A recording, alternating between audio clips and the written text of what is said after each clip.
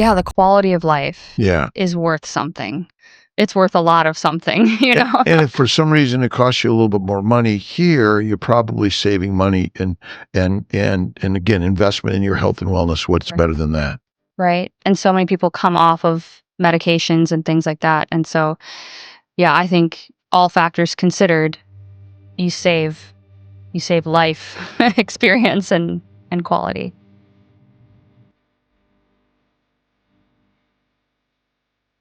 Neah Nova, it's really a pleasure having you here on Carnivore Conversations. Thank you for having me. It's my pleasure. Excited. My pleasure. Tell us a little bit about yourself and how you've sort of found your way into the carnivore world. Yeah, it's a long story, I always say, and that's why I have a YouTube channel, because I can, go into all these different things. But I mean, I started really noticing, like, knowing there was something wrong when I was in my teens. I started having symptoms of IBS, which I didn't really know what that was at the time, but just GI problems in general. After I would eat a meal, um, there'd be a lot of pain, and then I'd have to be in the restroom for long periods of time. And that was happening during class, and I'd have to leave class because it would be overwhelming. And so, that was really the first time I thought, hey, something's not right here.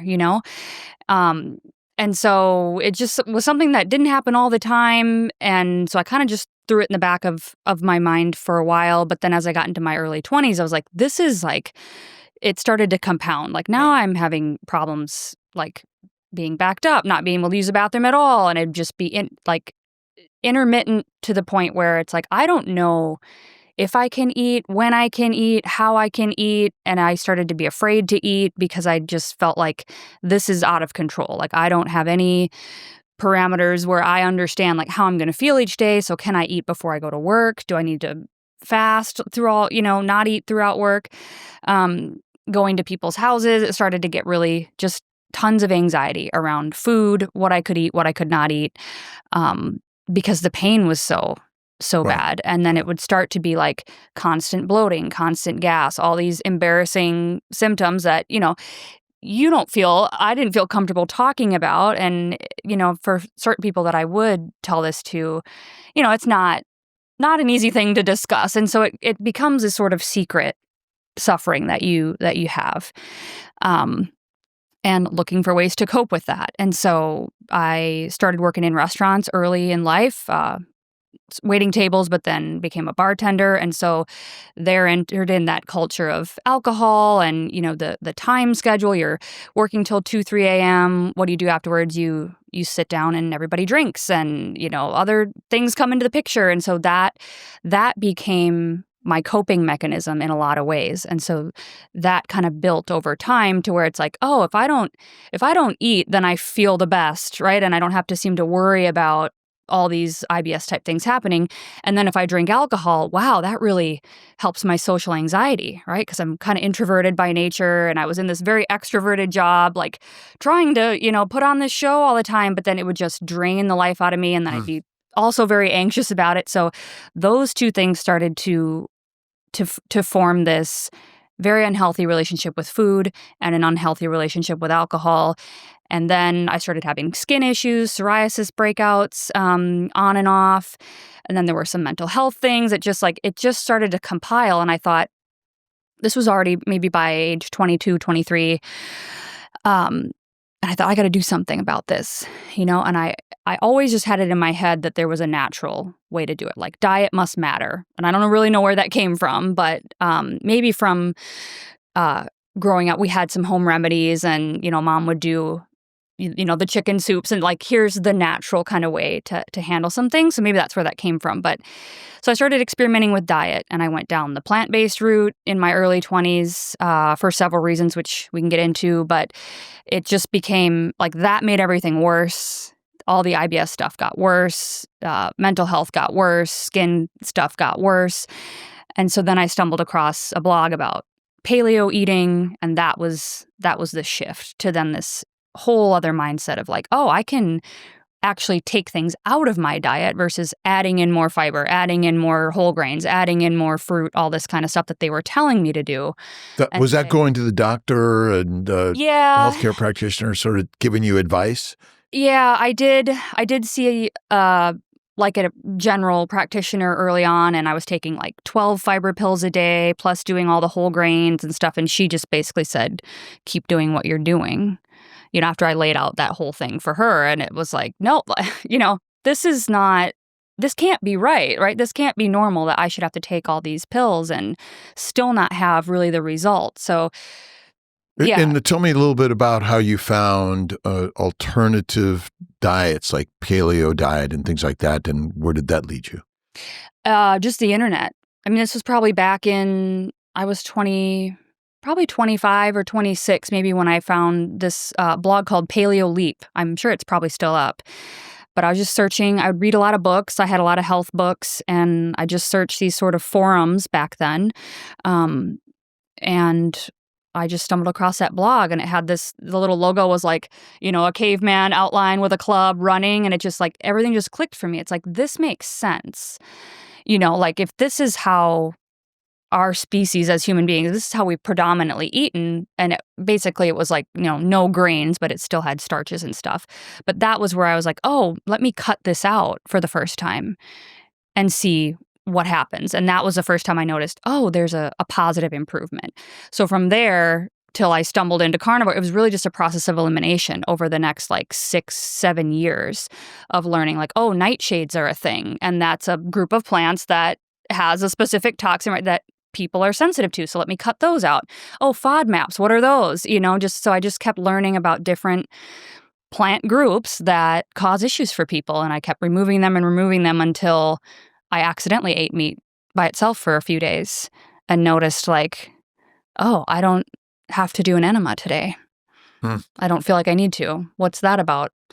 And then went back to the internet and realized, I saw Michaela Peterson, Jordan Peterson, Sean Baker had just been on Joe Rogan's podcast, and was like, oh, this is called carnivore, and it's like helping people with inflammation and arthritis, and I have an inflammation-based condition, so maybe I'm onto something here.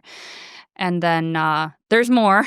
Then I got pregnant, came off the diet, and then I've now been back on for about 18 months. Tell us a little bit about pregnancy and your change in diet, and how did you feel, and what type of symptoms might you have had, and how did you make the changes? So I was carnivore for about 11 months before that, but I had not quit drinking. That was sort of the linchpin. So when I got pregnant, I realized, okay, well, I can't drink, and so I cut that out, but I just started to feel probably a combination of cutting out the alcohol, which was still, a long time use thing for me, probably made me feel not so good, but I had, and then plus pregnancy symptoms coming on, I just couldn't keep anything down, was very sick. I had meat aversion, but also like aversion to like vegetable, everything just didn't want to go in, And so that was like, well, maybe let me just have some mashed potato, because that was kind of all I could stomach. And then that was just a snowball effect of, letting the carbs come back in. And they sort of became, again, that replacement for the comfort and the emotional regulation that I had always used alcohol for. And then after she was born, and I ate meat, and still, you could probably call it relatively low carb in comparison to maybe what a standard American approach would have been. But had a home birth, perfect home birth, Beautiful. Healthy baby. She's amazing. She's turning 5 next week. So, but then after that, we had her right in the beginning of the pandemic, March of 2020. So it was, we kind of lost our living situation. And so we were bouncing around, moving, a lot of high stress, a lot of uncertainty. And so, I still hadn't learned how to cope with that stuff in a healthy way. So then it became, oh, I have the foods that I let in now. And now let me, bring the alcohol back in. And so we got all the way to moving to Dallas in like spring of 2023. I got sick with something, and that was like the last straw, and my health just plummeted. And so I thought, in order to be the mom that I want to be, in order to be the woman that I want to be, in order to be the force in the world that I want to be, I know what I have to do. I just didn't want to do it. And so it was carnivore and quitting drinking at the same time in July of 2023. And I've had my ups and downs since then. But I mean, this is the only time in my life where I feel like I'm in control now. Like I can choose. I know how to have my baseline, and then if I choose to go off plan or do something outside of that, I know what's going to happen to me, so I get to make that conscious choice of, how do I want to show up today, and this is what I need to do in order to do that, which has never been the case before. Do you think that you're unusual and unique, the fact that you can't tolerate plants and alcohol? It seems so prevalent that plants and alcohol is part of our day-to-day lives. And it seems to me that the healthcare profession, I know the American College of OBGYN recommends plant-based, lean meat, no red meat, and wine for pregnant lactating women. Is our healthcare system and the government probably somewhat to take some responsibility in our problems? I think they're here, right? And they have that role. And so, obviously they're going to be putting guidance out there. And I think most of us believe at this point that there's so many conflicts of interest that go into the guidance that ends up coming out to all of us that there's compromise there. And so I think they have a role to be transparent. I mean, they can say whatever they want essentially, but as long as we know, like, where is this coming from and why, then we can still make our own decisions. But I think in the world of information, the digital age now, where we have access to our own research, we can read papers, we can have access to doctors that we never even get to meet in person, right? Like, it's our job as individuals to sort through all this information and do our own research and listen to our intuition. And does this feel right or does this feel wrong? And choose from there. Like, we shouldn't be relying 100% on these institutions to tell us verbatim, Your social media presence. But why don't you talk a little bit about your social media, what labels you use on your social media and how people can sort of and how you've used that in sharing your experience. And do you think your experience, I'm getting back to, is your experience enough to help other people heal? I think so. That's what I relied on throughout my whole journey, was looking in these forums. Because, there was YouTube around back then, but for some reason I'd find myself in these little back end, Reddit style things going, oh, this person's got a weird thing and what are they doing? And that's where I always looked to for information. I read books and things like that. But basically, after I went to that doctor and it was like, she didn't even refer me out to see a gastroenterologist or anything. It was just like, no, keep taking the pills. Here's your prescription for this thing that I think you have. But like, I always knew that's not the root cause. And so I would look to people who were outliers, people who were trying different things, people who were going outside of the box to see, like, well, what works for you? And then I would just take whatever resonated with me and think, oh, maybe let me try that. Maybe let me cut this out and see. And so that's why, because I had a YouTube channel in the past and I quit because I got super overwhelmed by it and the comments. And I thought, I'm not a doctor. I'm not a dietitian. Like, why should anyone listen to me? And that did get to me for a long time. But it's like, I think if God's telling you to do something and you quit, then it's I think the Jonah story, right? It's like, it just keeps coming back to you until you're like, okay, I'll do it, So I started another channel and I first started talking about our off-grid bus thing, and then we got back here and I switched my diet again. And I'm like, I think this is what I'm supposed to do, is share my story, because I think it can help. I think one person's story can give somebody else hope. And even if it is just one other person that hears my story and says, oh, I'm just like her, or that's really similar to me, then it's like, well, if she can do it and she's a completely flawed, imperfect human, like, maybe I can too, And so I think that's what the individual stories do, is give other individual people that light, that spark of hope. When you first started your first YouTube channel, what was it called? And were you carnivore yet, or where were you in that journey? I had some, because I have a fitness background too, yoga, and I'm a certified trainer and all that kind of stuff. So my idea was to do like mind, body, nutrition, healing. Like it was the same theme, but Mhm. I had like a brand. I think I called it Circle Master Fitness. Maybe people would remember because and it was all symbolic. Like the circle is, symbolizes all the different elements coming together. And so that's always been in my mind about, like also integrating mind body components too, plus nutrition, because nutrition's amazing, but I don't think it's the only piece that matters. So it was basically the same Mhm. thing, and I was experimenting with diet up until that point. And I became, the first time I was carnivore was that channel.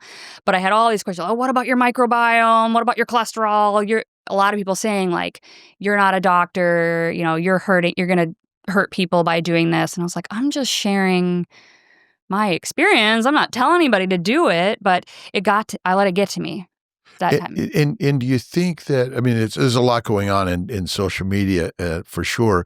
Did you learn from your doctors how to heal, or from non-doctors in social media? From non-doctors for the most part. And it really, I honestly had blinders on for a lot of it. I didn't really go to social media a whole lot either.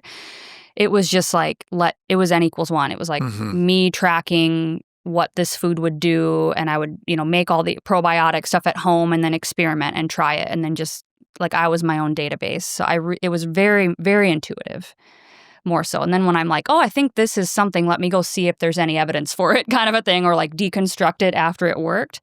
So The future of health and wellness for individuals, families, communities, and the world. What do you see the changes and improvements we can all be part of? I think I think there's a lot of things. Fear and the polarization that happens around topics like this, and the fact that there's so much information that it's overwhelming for people. I think people want the answers. I think people want the truth, but it's kind of daunting to go out there and be like, where do I even start? Who do I listen to? Who can I trust? And so that's kind of why I took the approach I did, was like, well, I've read all these books from all these in my early days, like plant-based people, right? And I followed their advice, and it didn't work at all for me. It actually made me feel worse. So I just learned over time, it's like I have to really turn inward and say like, what works for me, and really try to not compare and not judge my results or anybody else's. Like I'll take tidbits of things. And so I think just the overall empowerment for people to feel like you don't have to be afraid to experiment. Like you don't have to be afraid to go against the general guidelines that these institutions put out, because again, if you do your own research and you realize, where do these come from, they're not always founded on science. They're not always founded on any real good evidence. And so we're all an experiment, and we all have different health backgrounds, and we all are whole people. We're not just bodies either. And so like learning to really understand what your body's telling you and be able to intuit what to do next, I think is the most empowered position to take. And if more people do that, we will take the power back in terms of how our health systems work. Do you see social media and your social channel and all our social channels really being a huge impact on individual health and wellness? I do. I totally do. Because I think that is the part where we have the freedom to, yeah, it's a lot of information, but once you find something and you can latch onto it, then there's that community support. Then there are doctors who are saying like, yeah, here's my view as a medical professional on why this is okay to do. And that gives people the confidence to start experimenting for themselves. So maybe there's kind of the category of people that are like, I'm just gonna, blaze through and kind of figure it out. And then if those people come to social media and say, here's my story, then that gives people the courage to try. Addictions. Seems like we're all addicted to something. And is it natural to be addicted? And how do we sort of help sort of release these addictions that may be harmful? And maybe you could talk specifically that any addictions you've had Mm-hmm. and sort of what you see in the general human experience. Yeah, that's a great question. I think, and a loaded topic, right? Because there's so many different views of this, but I just from my own personal experience, I would say I was addicted to alcohol. I don't personally like calling myself an alcoholic or that I have a alcohol like, although technically it was a problem, right? But I think like as I've explored that, I realized, oh, that was like, I think addictions are there uh to like, they solve a problem for us. And then there's a physiological component obviously to that. And so kind of your first question, I don't think it's weird to be addicted to things that change your state. Like, these weren't natural things we had abundant access to for most of our history. So yeah, if we would have come across a bush full of ripe berries that you only see for a week out of the year, it's like, yeah, you're going to act like an addict. You're going to, do all whatever kind of behavior you have to get that sugar, right? To put on some fat to get through the lean times. So I think addictive behavior is actually a survival rooted mechanism, which is, when you start thinking about it like that, it's like, wow, okay, so what am I trying to survive from using this alcohol in my case? Like, what is my brain looking to survive from that I need to use this to cope, or I need to use this to satisfy that? And so when I realized, it's like, okay, I'm using this because it lowers my anxiety, or it makes me able to fast longer, or it makes me able to, survive, quote unquote, in these situations where I felt like I couldn't survive any other way. That makes sense to me. Now that I understand that, but I know that's an unhealthy habit, right? And I don't want to continue doing that. So what can I replace that fulfills that same survival need that I have, but that's a healthy thing that makes me a better person, or cope in a healthy way versus an unhealthy way? And so for me, I don't like putting the label of alcoholic or alcohol, problem on me, just because that makes me think of like that I can't control it in a way, when I just prefer to take what feels to me a more empowered stance, which is like, yeah, I do have control over this. It's called abstinence, or it's called, I don't, like, this is not in my lifestyle anymore. And I replace it with something else that is within my control to do. And so I don't know if everybody will agree with that, but that's kind of the way I think about it. That makes me feel like, again, I can choose to do that, and this is going to be the result, or I can choose to do this, and this is going to be my result. What are your thoughts on phrases like I'm an addict or an alcoholic versus I have a alcohol use disorder? I mean, there's so many different phrases we use. Do you think those different phrases sort of change our habits? I do. And this is another good question. It's kind of a tough one. Like, there's a part of you that has to admit you have a problem, right? There's a part of you that we run from when we do have an addiction, that's like, oh no, I can stop whenever I want. Oh no, if I just wasn't in this group of friends, it would be different, right? But so there's a point that you have to reach where it's like, yeah, this is an issue, and I don't have control over my behavior, or my ability to moderate, or my ability to stop when I say that I want to do it. So there's that side of the coin, and I think it's appropriate to say, I have an addiction, or this is controlling me. That's how I used to think about it. It's like, that substance is controlling my mind and my behavior, and I can't regulate that myself. And so, but on the other side, I think constantly telling myself that I'm an addict, I'm an addict, I'm an addict, I'm an addict, that is programming my mind as well to be sort of a slave to that thing still, right? Just in the opposite sort of way.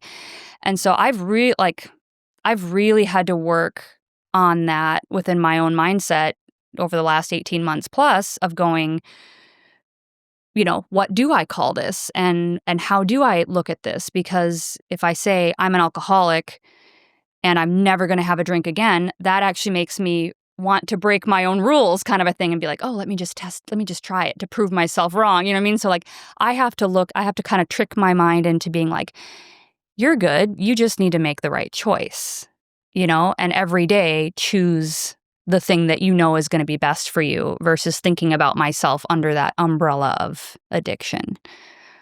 Is alcohol healthy for us? I don't think so. Would you feed alcohol to a child? No. And yet we've sort of been trained that alcohol is okay.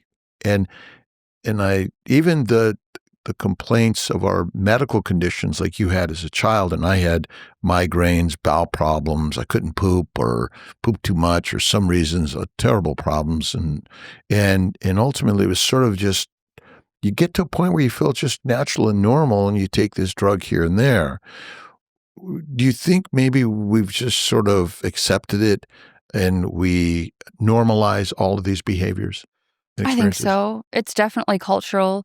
And, especially coming from restaurants like that was part of the culture. Like everybody did it. It was completely normal to just be like blackout drunk every night and not remember what you did the next day. And that was like, oh, that's no big deal.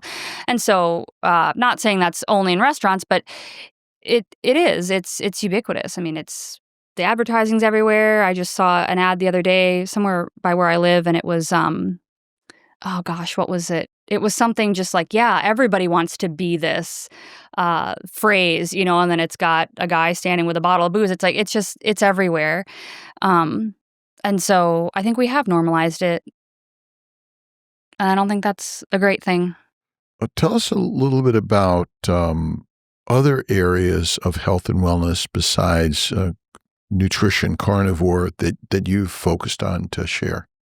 Yeah, I've always been interested in psychology and spirituality and philosophy and theology and sort of these upper, like the very analytical but Cerebral. cerebral dominated like subjects. And so I just always had a natural interest in that. But I think like healing my body, like starting with the nutrition, once that happened and once it was like, oh, I can control the way I feel, I'm starting to heal, I realized like, oh, my brain was real sick, back then too.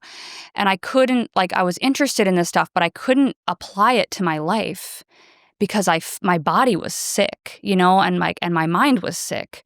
And so like realizing, okay, once I've got the diet dialed in now I have this actual space to not just have all this stuff floating around in my mind about how I want to be and how I want to grow and all these things that I've learned. It's like I can actually apply that stuff now because I have the bandwidth to do that. And so that's something I do a lot of, journaling, self-reflection. I read my Bible and I just try to find ways to, again, it's not really about coping, but it's just about like, how do I want to live? What kind of person do I want to be? What do I want to create in the world? What kind of experiences do I want to have? And how can I create that?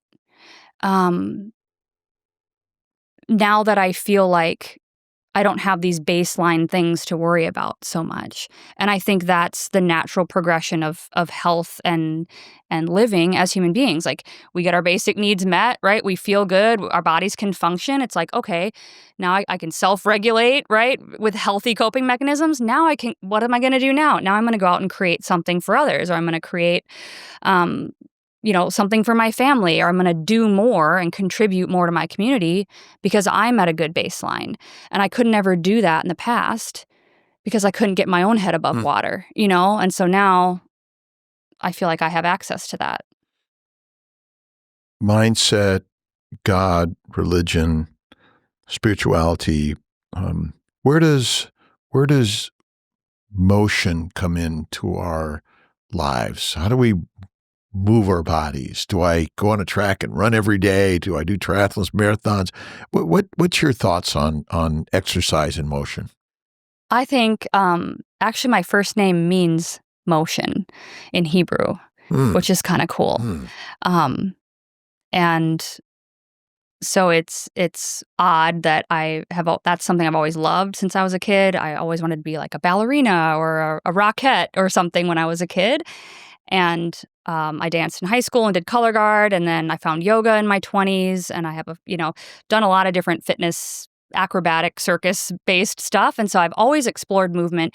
And that has kind of been therapy for me in a lot of ways. And looking back, again, I didn't really realize it at the time, but that was a way that I would cope with stress and emotion by using movement in a creative way, or what Mhm. I considered more creative, versus maybe going and lifting weights in the gym or running or things like that, which are totally fine. But I think movement, like, that's the language that our body speaks. Breath and movement is what our body understands, and then sensory input coming from the external environment. So when we move our bodies in a certain way, or we breathe consciously in a certain way, we're communicating a state of being to our bodies. And so it's a way that we can release emotion that's been stuck or trapped or repressed, like I used to do, repress it and then drink it away, right? That was the way I did it. Now I'm learning, oh, movement is my replacement for that. Because when I'm feeling frustrated and angry, I can go do something intense on my mat.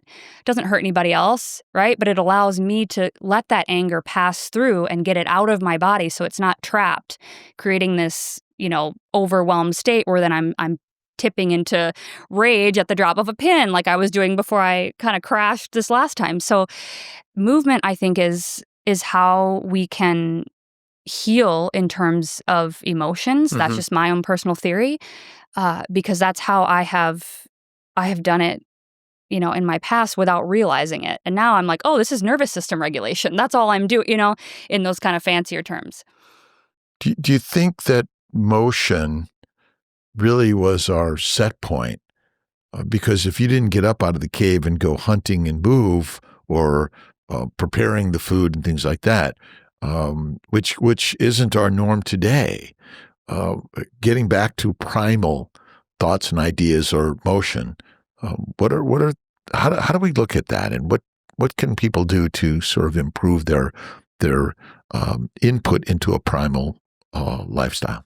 Yeah, it's a great question. We're clearly designed to move. We're clearly designed to be able to do all kinds of crazy things. Like, I am always reminded of this when I take my kid to the park and you watch, infants sometimes, crawling around to 12, 13, 14-year-old kids. What are they? They're climbing, they're tumbling, they're flipping upside down, they fall, they hurt them, and they just get right back up. Like, not to say we should have that degree of capability as we age, but we should have way more access to movement than we do culturally today. And where our bodies are designed to move. And it used to be, I mean, I know from living off the grid for 18 months in a 200 square foot self-converted school bus, how much physical labor it takes to heat your home, or to have clean water, or to get rid of your gray water and your toilet products and like your trash, like cook food over a fire. Like, it takes a lot of work and a lot of planning and a lot of activities that we don't have to do because we have it all done for us with appliances and things. So it we used to have to exert an extreme amount of effort just to survive. And so it's built into us that way. And I think to tie it into like the therapeutic context, like anybody that you go camping for a weekend, or you go spend time in nature, and you naturally start to do some of those things a little bit more, you feel better when you disconnect from all this stuff and you just go move your body, and you're in the sun and your feet are touching the earth and you're living more primal, even for a weekend, people notice a difference. And so I think that's intuitive in all of us, that there's something there. Learning from others that are doing, and partly I see the story you're telling is a way for those that are suffering to find a connection and learn that they can do it. Hmm. How do we inspire more people to share their stories and their experiences, which ultimately, because I'm here because I healed on Carnivore and I learned from people like yourself, not from doctors. Hmm. I'm intrigued about the science, which I think is we got it all wrong mostly. But um, how do we inspire others and sort of encourage them to take the leap? And even if it's hard or fails or looks bad, it's still better than what we've had. Yeah, I agree. That's a tough thing to navigate, because I was more of the foghorn person in the beginning. It's like, you need to do carnivore, you need to do that, and you want to tell everybody because you've had this experience, and it's like, wow, this is life changing. Like, I can't ever go back. I can't unsee this, right? And so everyone needs to do this, but not everybody's ready. not everybody's open, and not everybody has hit that point in their life where they want to change something and think outside the box based on, again, what we've been told is safe and unsafe to do in terms of our diet. And so I think that's the beautiful part about social media is we have the opportunity to just be an example, just to be the light on the hill, so to speak, and just be that beacon of hope. And then whenever people are ready and they're looking for it, they'll find my channel, or they'll find your channel, or they'll find someone else's channel, and they'll be like, oh, look at their, they've been showing up doing this for the past 2.5 years on YouTube or whatever. Maybe this is a thing. Maybe I can try it too. And so for me, there's always that temptation to get a little preachy about stuff, but I've found through experience that that never really convinces anyone, really. Their heart has to be open, their mind has to be open, and then if I'm just doing my thing, the right people will find it. Everyone's capable. Mm-hmm. But they may not be ready. Right. They don't hear it, see it, but they're all capable. And I think it's the inspiration. And what you're doing is to invite people in. Getting people to get off the couch, out of the house. What's your advice for that? Short and easy. Just get started doing something. Like in terms of movement, I put my yoga mat where I have to basically walk over it multiple times a day. It's like in the hallway space, or I have to trip over my, yoga ball. It's like literally I still have to do that. I have to make it so easy, so accessible, and say, if I only show up for 10 minutes on this mat today, that's something. That's better than 0 minutes. And so I think, again, like with diet and any change, people get overwhelmed thinking, oh, I have to do all of it overnight or it's not good enough. And so I think just starting small, going for a 20-minute walk after dinner, getting the habit stacking, as I like to call it, like get with your neighbor, reach out to somebody and go for a walk with them. Like make it something that has multiple benefits or is so attainable for you that you can't not do it, right? And then when you start stacking up those little wins, the habit will grow and it'll expand. Habits grow every day. Tell us a little bit about your daughter. I just had my first grandchild, 3 weeks old today, actually. No, tomorrow. And so excited. Tell us a little bit about your little one and how that's changed your life and changed maybe your focus. Yeah, it has in so many ways that you'd expect, and then many ways that I didn't even see coming. And we talk about our whys all the time, and I have a personal why. I have multiple whys that I can lean on at different times, but she became my biggest why. When I found out that we were going to have her, that was, you think, oh my gosh, my whole life is going to change, and I had this whole identity built around, what I did for my job, and I'd always been very independent, and like I'm financially independent. I take care of myself, and and now it's just like now someone's going to depend on me, and my whole thing's going to change, and so that took a minute to like sink in, but having her has changed my whole all my priorities are different. So it's like, yeah, I have things that I want for myself, but it's really all in the context of like, what am I showing her? What am I teaching her? What do I want to teach her? What do I want her experience of life to be? What do I want our family life, our lifestyle to look like?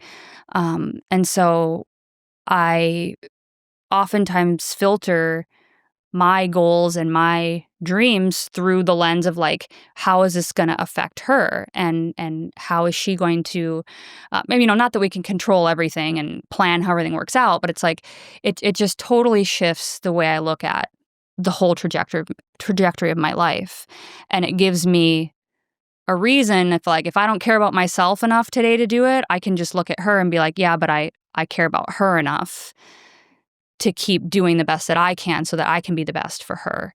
And so it gave me that extra why to get through some of those days where I'm like, I don't feel like, being disciplined today, So. How about diet, nutrition for yourself, your daughter, your family? What changes have you made, or what are important to you? Yeah, that's can be a little tough because my partner, like he eats a lot of meat, but he's a chef. And so he works with food and is a foodie kind of person. And so he likes to go out to eat, and he likes to eat things that, I wouldn't always approve of necessarily. And so we have to find that balance. We have to find like, okay, these are my hardline no's, like seed oils. No, like it doesn't ever come in the house. Any type of products like that don't come in this house. And refined flour, refined sugar, like processed foods in general. Not a lot in the house. Now, can she have a fruit or a vegetable if she wants? Sure. And do we go out and she eats some rice at a restaurant sometimes? Yeah, that happens. Because I also don't want to create this toxic mindset around food either and sort of create a disordered view. So it's and she's metabolically healthy. She doesn't have any health concerns. And so she can get away with a little bit.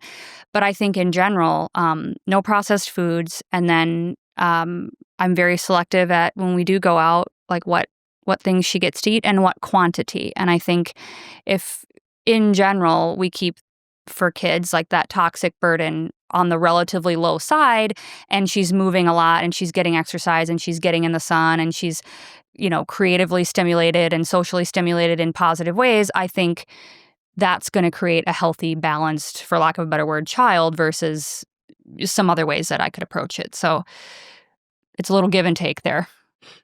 Advice for young moms and how to sort of get into the carnivore lifestyle, especially on a budget. Because when we talk about meat and eggs and milk products, and maybe you talk a little bit about the egg and milk products and cheese and things like that, it's so expensive. Mm-hmm.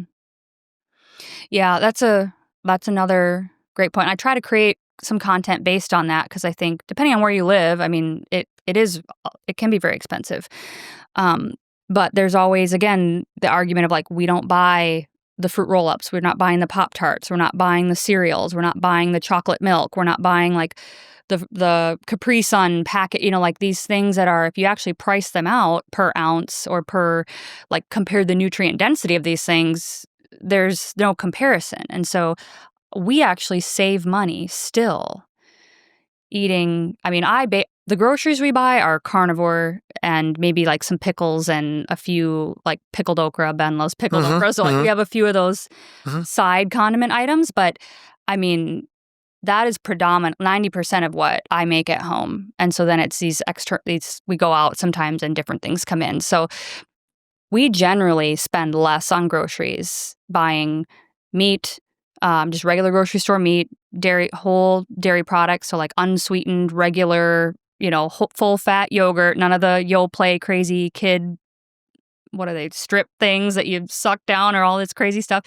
So like just buying the whole food stuff, animal products, we save money over buying all these snack things that she's just going to consume and then be hungry again in 20 minutes. So I think, and if you're somebody who's eating a more processed diet or a standard diet or a plant-based diet, it might take some time to transition your family over, and that's okay. You don't have to do it all again overnight. It can be done slowly, and we can learn and teach the kids, okay, this is why we're switching over, and that can be a whole process for people. And so, but I think in general, you'll find long-term, you're either going to stay the same or save money eating this way. Health-wise, I'm getting back to your growing up and your diet and your diseases. Going carnivore, the effects on that, on your health and wellness, not only you're saving on the food, but on the healthcare costs and the misery that you lived growing up that way. Yeah, the quality of life is worth something. It's worth a lot of something, And if for some reason it costs you a little bit more money here, you're probably saving money and again, investment in your health and wellness. What's better than that?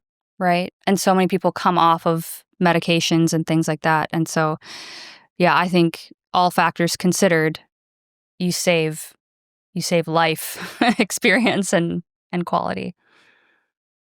Food as entertainment, is that rather than food as sustenance for our lives, it has become cartoonish in essence. And, we're all growing up on food that's sold through cartoon characters, and children become brainwashed and directed to those things. What are your thoughts on that? How do we make the changes?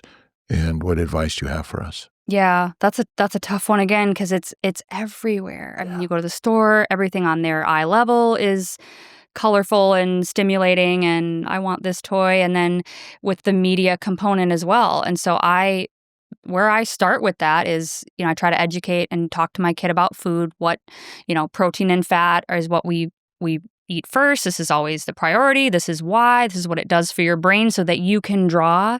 Like, I try to relate it to things that she loves and is interested in so that it makes that connection for like, oh, when I put this type of food in my body, I can do the things that I like to do more or better.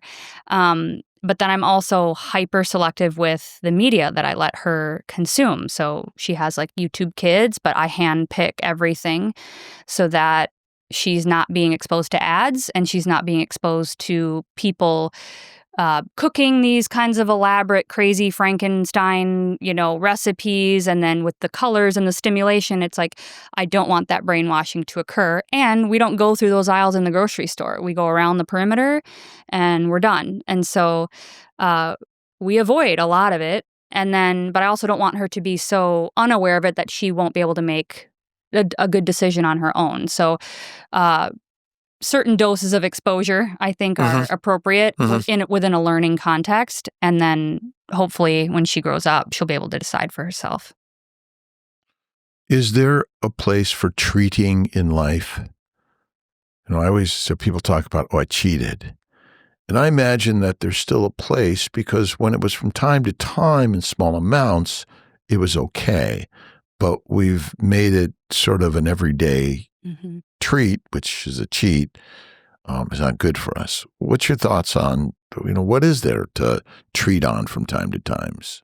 Yeah, that reward system. Again, I think it's, if we can understand how our brain works and understand how that reward mechanism works, how the dopaminergic system works, then we can go, okay, now I can play around with these components in the way that is best for me. And so that's, again, kind of how I think about addiction. Like, so if I understand how it works, then I can control my decision making around that. And so from like a child's perspective, I think, well, what was your actual question? Like, well, how do I think is about there a place for treating treats in our dietary experiences? And maybe that's getting back to, are you a abstainer, moderator, minimizer? Where are you at on this journey? What's your thoughts there? I noticed that there are things that I could probably be termed a moderator or a minimizer now that were not in the past. And there are things that are still things that I can't control myself around. They can't be in the house or I will binge on them or eat them all. And so, again, I think that's kind of a spectrum for people. I think it's possible to heal from maybe an obsession or an addiction, so to speak, to something. I know there's been a couple people I've heard say that that's been their experience. But I think, so understanding how our brain works, we can go, okay, what is a replacement reward that I could substitute, again, so that I'm getting a reward in some form, but it's a different reward than this reward used to fill for me. And coming from restaurants, that it was all about the food as an experience, right? The food as a connecting point, the food, so I came from that world of having that mindset of I facilitate this experience for someone and I pair the wine to match their dish. And the plating has to be perfect and beautiful and the smell and the candles and the music, like everything comes together to create this experience. And to shift from that, where I think most of the culture probably is, to something like food is just sustenance and really no more. That's a hard shift to make, but I think it's important if you want to get a handle on some of these things that might have been out of control before. So is there a place for treats? I think for some people there can be at some point. like you say, from time to time, if it's under control, if the inner work, as I like to say, has been done around it as well. Because just pure willpower over a craving is one thing, but figuring out what the emotional root or the emotional survival need or the emotional reward was, like, why was I going to food for that? That the food wasn't the root cause, right? It was something underneath that. And so, like for alcohol, I've replaced it with movement and with journaling and with meditation and with my relationship with God. And those things have filled that gap for me so that now, maybe I could do in 5 years from now, perhaps, I could have one glass of wine and it'd be okay from time to time. But I don't think that maybe that's everybody's experience either. Some people, I think, do have to abstain completely. So individual experiences, I think what you're saying is really important in figuring out where you're at. Tell us a little bit about your journaling practices. What's important to you? And how do you help someone get there? I think I never used to journal. I would, I'm like an audio learner, and so I will talk to myself. Like, like it sounds crazy, but I would talk through things to myself. But I've learned that, like, there is something actually therapeutic about writing, like doing the physical action of writing something on paper, and then you can crumple that paper up and burn it or flush it down the toilet. Like, there's actually something cathartic about releasing it again in some physical way, and it takes it out of the ether and it puts it into reality where you can actually do something with that information. And so I will usually wake up quite early in the morning, and I light my candle and I get out my journal, and sometimes I'll just write whatever's on my mind. Like, if there's something bothering me, I'll just write about it. Like, I'm feeling this way and this is why, and just to, like, get it out. And then sometimes I'll go back and look and say, okay, is this just my perception of this event? Are there any other ways I could look at this? What's the other person's perspective? Like, if I was a third party, objective observer, what would I say about this situation? So I just kind of analyze it from that all those different angles and figure out, okay, what perspective now do I want to have about that? And how do I want to move forward if it's something that's bothering me? Or then I will usually follow that with a gratitude something. It's like, find 3 things. Everybody says that, but it really does work. Like, find 3 little things that it's like, I'm so grateful I have a healthy baby is the one I write every day, or like, and I'm grateful for the place that I live. I'm grateful for my partner. He works so hard. Like, I'm grateful for, the opportunity to go to this event and meet people and hug people, and we have so much that we take for granted if we don't focus our attention there. And it's so easy. Again, we're wired to focus on the negative, to focus on the painful, to focus on what's wrong with me, because that's our survival brain trying to keep us safe, right? But when we focus on that continually, we miss out on all the abundance that's already there. And so journaling and self-reflection really is to release the garbage. So again, I'm not repressing it, holding it in, but then shift my attention back to abundance, to gratitude, to love, to joy, to the things that I want. And how is that different with the meditation, prayer, and your spiritual practices? That's a good question. I think because it's physical. I think because it's interactive. Like, it's if I'm writing something down, then I'm thinking it, I'm physically writing it, I'm reading it back to myself, and I'm processing it at the same time. And I actually call some of my movement classes moving meditations for that reason, because I think that is honestly how, if I take an intention or a thought into a 10-minute even, intuitive primal movement class, that thought will process through without me having to consciously think on it, because it's moving through my body and I'm releasing tension wherever it's been held. And so it helps to release that thing. So I have historically struggled to formally pray or meditate and sit still. I'm kind of that ADD, like maybe ADHD person anyway. So, and I know that it's a skill that can be learned, and that's kind of everybody's experience in the beginning. However, I think there's a lot of power in using as many senses and physical experiences as well as mental experiences, combining those together it's like magic kind of in a way. So I try to formally pray also as a separate practice, but like doing the journaling and the movement are, I think, the most effective. God and religion and prayer. And I was raised Catholic, became an atheist, and found my way back to Christianity and Catholicism and philosophy. I live it every day.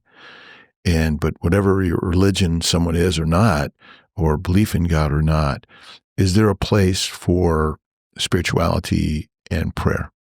Absolutely. I think it's essential, personally. I don't think, personal opinion, anybody can fully heal without that component. I think there, again, going back to the addiction, like there's a time and place in your life when you have to realize, I can't do this on my own. I can't solve this by my own understanding. I can't, like the world can't solve this by its own understanding, AKA the institutions and the doctors and the external factors, right? There's something bigger. There's something omnipresent. There's something omniscient and all-powerful that runs this whole show. And I think a health journey is the most beautiful thing. You know, a health struggle is one of the best gifts I've ever received, because it forces you to confront that at some point, whether it's through addiction or through whatever chronic disease.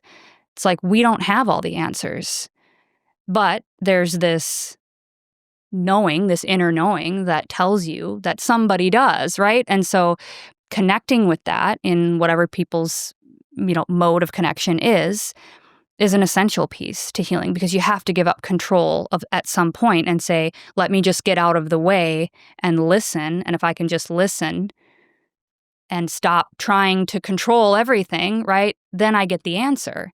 And then if I follow the answer and walk the quote unquote straight and narrow path, because it's difficult to do this diet, it's difficult to give up alcohol, it's difficult to give all this stuff up, but there's got to be a sacrifice made to become free. And so I think connecting with God or connecting with your spirituality is an essential part of that give and take between what do I have control over and what do I actually do in my life versus what do I not have control over and what do I just give to God to handle. Are there any religious or spiritual practices? I know for myself, I do a lot of reading, spiritual reading, and not necessarily directly from a Bible, the Bible. There's lots of Bibles out there, but just sort of reading the stories, which I think are the most important part. That's what I love about the Healing Humanity journey. It's the stories, your story, my story, and everyone's story is critical. What type of practices could any of us sort of leap into to sort of take something simple? For me, it's always, thank you, God, Lord, Creator, for the day. Simplicity. And who and wherever God is, there's some existence because we exist.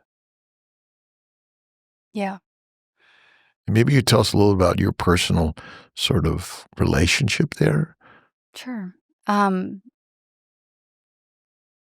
You mentioned you were brought up Christian and then kind of left and then found your way back. That's very similar. I was raised Lutheran, but then I didn't necessarily think I was atheist, but I questioned a lot of things, right? And that's served me in a lot of ways in the diet space, but it caused me to quote unquote lose my faith for a significant number of years because I thought, well, I can't prove this, right? I can't, how do I know this is real? And how do I know this just isn't some other made up thing that they're trying to sell me just like everything else seemed to be at the time? So like I am a skeptical person by nature. And so I think I had to go through that period of questioning all of my beliefs to know which ones are true, to know which ones really are true because I chose them, not because they were just sort of installed in me by, whatever institution again, right? So I think that's a healthy thing that, process that people have to go through. But so I didn't have any religious practice for a long time.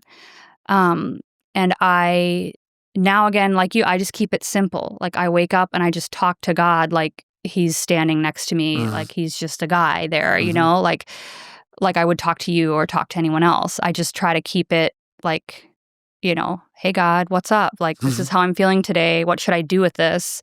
Like, is this something you should take, or is this something you want me to do something about? And I'll just ask those questions. And then I use these other practices like journaling and movement and going out in nature without being stimulated with earbuds to just like, I just look in nature and I look in my life for God to speak to me. And that comes in all kinds of different ways. And the more you practice doing that, the more you know if it's God or not, or if it's my ego saying, oh, I just want this for my own gain, right? So I know how to hear God's voice because I've changed my diet. So now I'm not burdened with this food noise and this, mental hell of anxiety and depression and wanting to do something of meaning in my life, but never being able to like take that first step. And so I don't follow a religion necessarily. I have honestly, like within maybe the last 6 months, gotten back into actually reading scripture, and I read the King James version, and then I use a Strong's Concordance, and I look up the words, and because I think a lot of times we don't know what the words mean, or they're taken out of context sometimes, and so like I want to know what it actually says, and I think God wants us to read his word, and then he wants to speak to us and tell us what it means through our individual life experience. And so that's just my theory. Do you think our brothers and sisters that have come out of the primal mist are really speaking to us through God? I think anything's possible. I think there's so many things that we can't prove that happened. I haven't had necessarily a personal experience like that, but I've heard many people who have, or who feel that, angels are around them, or that have seen things like, some guy pulled me out of this burning building, out of my room, and then nobody could find him again. It's like that. I mean, who am I to say that that doesn't exist? I think it's in the Bible. I mean, angels are among us, I think. Well, I imagine that our brothers and sisters that came before us wrote the words and shared their stories, their experiences of life. And that's what we're living. And that's the beauty of it. And God has sort of traveled through our experiences and our stories. And I love your talking and asking, and through your journaling and other experiences, he speaks. And that's beautiful. Do you have any book favorites or things that read, watch, or listen to that have inspired you on this journey? Oh, so much. I love to learn. Again, sometimes to my own detriment, because then I can get too much in my head or too much into other people's experiences, right? And I lose my intuitive sense. But I mean, I love psychology. I love listening to podcasts. I love so I have like a whole list of podcasts that I love. I love anything health, nutrition related. Let's see, what am I reading? What am I listening to right now? There's a spiritual book that I'm listening to. But really right now I am just reading God's word, and I am trying to like with a childlike mind, right? Like pretend I don't know anything. I've never learned anything about it. Like when I read these words and I look up the Greek or I look up the Hebrew and what does it mean? And then I meditate on that and like chew on that and let God tell me what it means and how it applies. So, yeah, I'm a big podcast addict. Addiction to that now, I guess it's a positive thing, maybe. But yeah, I'm trying to go back to the source. I'm trying to go back to like the root again of like what is truth, because I think health, it goes back to that too. Like, how are we to be healthy in mind, body, and spirit? I think there's wisdom in the Bible for that too. So I agree with you. Where can people find you out in this vast, expansive universe? YouTube is my favorite platform. I'm most active there, so I'm at Neah's Way on YouTube. I do have an Instagram that I'm trying to post more to, and then I am building a website with some other offerings there, so it's neahsway.com, and people can email me if you have questions too. Anything I didn't ask or you want to comment on, or anything you wanted to ask me? Oh man, I didn't know I was going to get to ask you a question.